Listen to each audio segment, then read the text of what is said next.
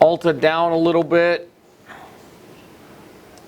Boeing getting slammed this morning. That's part of the big drop in the Dow, and why the Dow is actually down more commensurate to the S&Ps.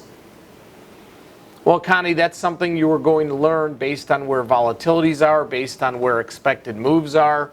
You can't just pick a strategy out of thin air. It does take some work. It does take some homework.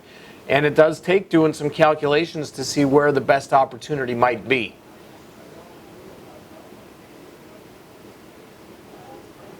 Not necessarily, Pamela. I mean, insurance companies are built in and are made to pay out, right? So it's a matter of how much that payout may be. Is it more than expected?